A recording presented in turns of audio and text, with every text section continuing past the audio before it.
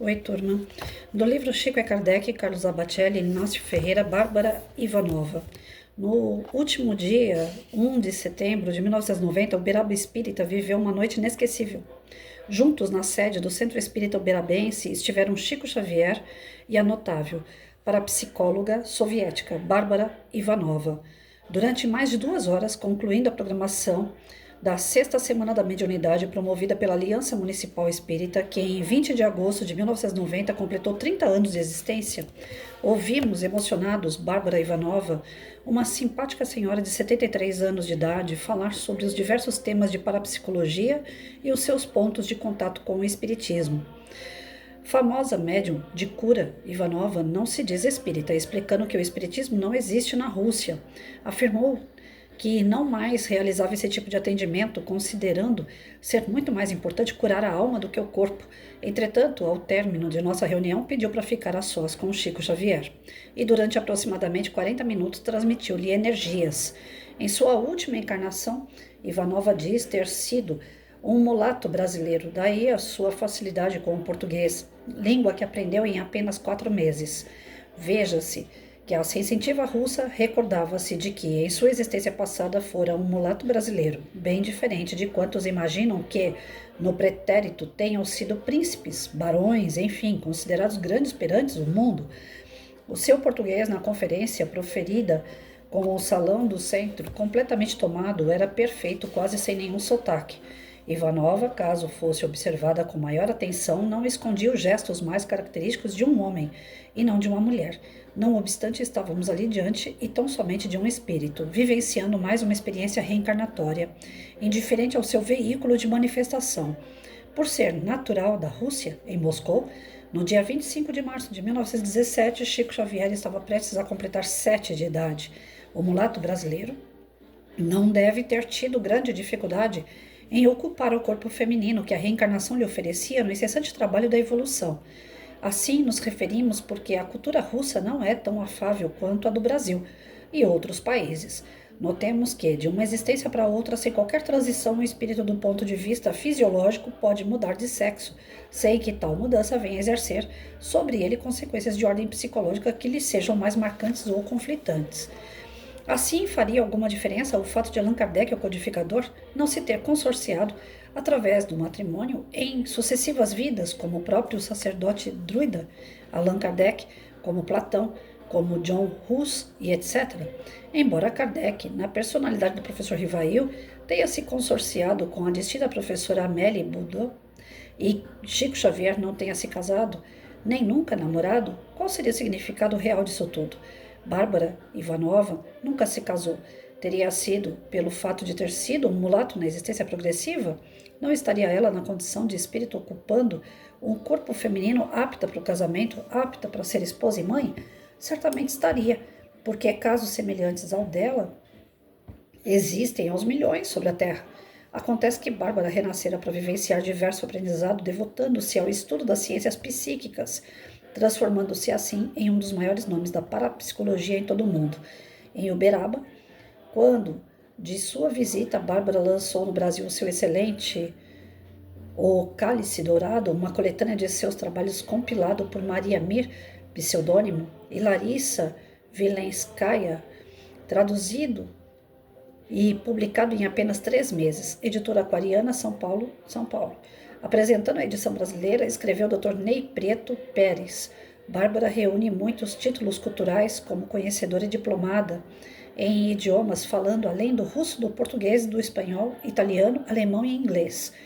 É membro da Sociedade de Filosofia, que pertence à Academia de Ciências da União Soviética. Recentemente recebeu o título de membro de Conselho Consultivo da Universidade Internacional Holística de Brasília.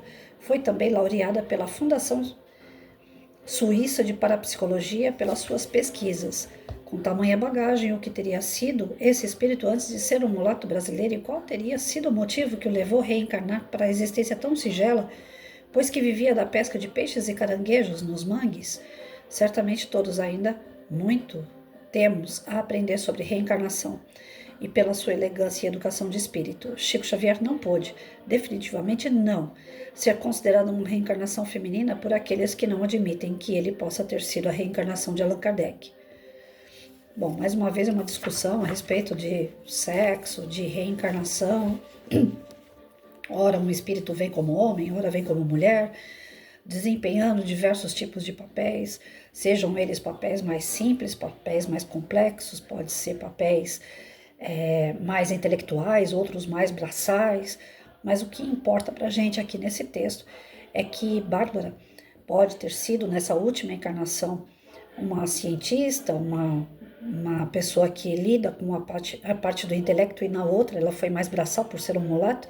E o interessante é que a maioria das pessoas, quando buscam saber o que é a sua última encarnação, elas querem associar com personalidades fortes, né, que já deram o que falar na nossa história. Uns querem ser Cleópatra, outros querem ser o Hitler. Cada um quer ser uma personalidade mais importante e específica possível. Ninguém quer lembrar que na última encarnação você pode ter sido um escravo, você pode ter sido uma pessoa mendigo, né? Que você tenha vivido uma situação financeira, social de penúria.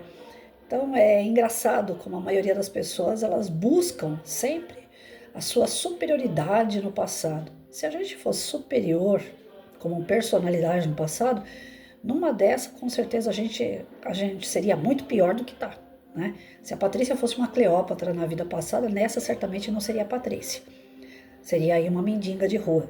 Porque as grandes personalidades que tiveram a oportunidade de fazer coisas maravilhosas pela sociedade em geral, sucumbiram, grande parte sucumbiram. Então não se encontram hoje numa situação mediana. Pelo contrário, estão penando ainda pelos seus débitos do passado. Então todos nós temos histórias vividas que nos fizeram hoje chegar no ponto que estamos. Então, nenhum de nós está em endereço errado. Nenhum de nós, eu nasci na família errada, no lugar errado, eu serviria para ser tal coisa e eu não. Não. Todos nós estamos exatamente onde deveríamos. E de acordo com o progresso do nosso espírito, de acordo com a necessidade de continuar essa progressão. Então, Bárbara, por mais que ela tenha tido facilidade de entender o português e se justifica porque numa outra vida ela foi um mulato brasileiro, mostra pra gente que tem coisas que nós adquirimos assim com grande facilidade devido às nossas encarnações, às nossas experiências passadas. Então fica pra gente aqui o mais importante do texto, creio eu, que seja a gente entender, né, que não importa quais sejam as passagens, o que importa é o que nós fizemos dessas passagens, e aí o que nós fizemos, nós somos resultados, consequências dessas escolhas, desse trajeto que nós tivemos, e que nós temos que continuar. Né? Então, se ela aprendeu lá o português na outra vida, não foi à toa, porque ela agregou conhecimentos braçais junto com o intelectual, o moral daquela época, que hoje fez ela ser uma parapsicóloga e trazendo novos direcionamentos através dos seus estudos, através do seu conhecimento e falar várias línguas. Né? A gente vê hoje que crianças bem pequenininhas que nem frequentaram escolas de línguas, elas falam, elas escutam uma música em inglês, daqui a pouco elas estão reproduzindo isso com uma facilidade muito grande. E não é que seja um espírito superdotado, é a questão das reencarnações, e elas estão batendo na nossa porta. O tempo todo está sendo colocado para a gente essa questão da reencarnação. Por mais que o homem insista, né, em alguns casos religiosos, das suas religiosidades, digam que a gente só vai parar no céu ou no inferno, no máximo que eles aceitam é isso, é mais do que claro de que o homem reencarna. Né? Isso daí está sendo provado dia a dia. Quando você vê uma criança pequena ouvindo uma música e reproduzindo essa música sem nunca ter passado numa escola sequer e sabendo falar, sabendo inclusive interpretar aquela música, não é algo espetacular, não é milagroso, é a vivência daquele espírito. Afinal de contas, todos nós já tivemos muitas e muitas experiências.